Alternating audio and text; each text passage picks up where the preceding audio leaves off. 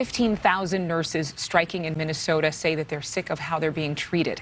It's their their three-day strike, which was launched yesterday with demands that they get better working conditions and have better care for patients. The strike is against 16 hospitals. It's possibly the largest strike of private sector nurses in U.S. history. Some nurses have been working without a contract since June, and they're also asking for a 30% pay increase. Angela Becchetti is a member of the Minnesota Nurses Association. She's smiling here for us on camera. She's on the negotiation team with Alina Healthcare and joining us live from the picket line. You know, I had spoken to nurses right before we launched this broadcast back in August of 2021. And a lot of nurses said to me that because of the pandemic, it just opened up the cover of what nurses have been going through for quite some time. Would you agree? I think it brought it to light to the public's eyes and what we've been dealing with for decades.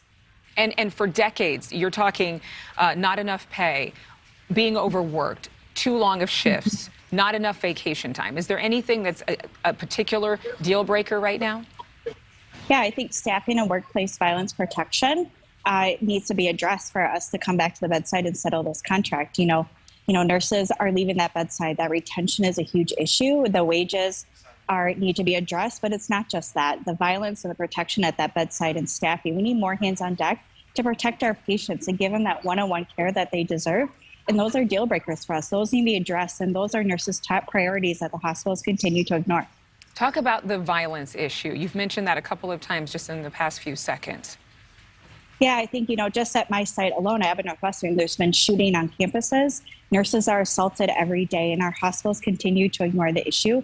We want that better protection. We want metal detectors at the entrances. We want that protection to get that reimbursement, to know that we'll feel safe if we're injured on the job. And nurses every day are assaulted, and our hospitals continue to ignore that. And that's what our negotiations are all about.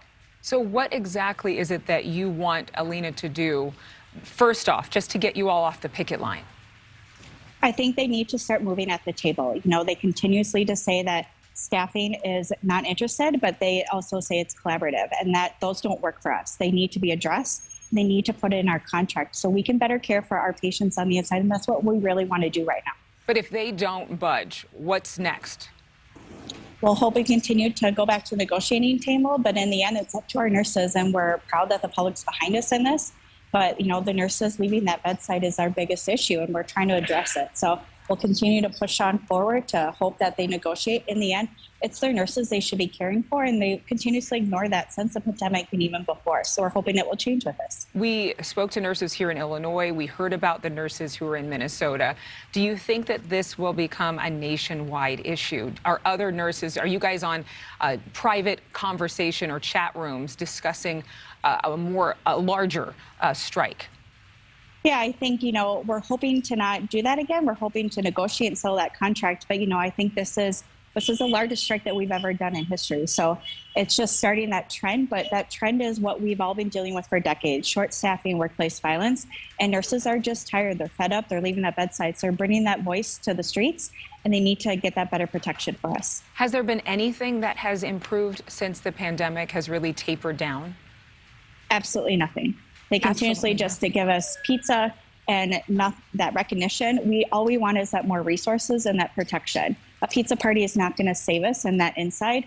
And so the pandemic, we were called heroes, but they're not treating us like that anymore. You just said a mouthful there. Angela Becchetti, thank you very much. I think there are a lot of people who would understand that sentiment in multiple industries. Thank you. Appreciate it. Now, we do want to say that in a statement on the Twin Cities Hospital Group website on Sunday, they actually said, our hospitals have asked the nurses union to join us in mediation to help reach a fair and equitable agreement. A trained mediator can help parties focus on the key elements needed to move forward together.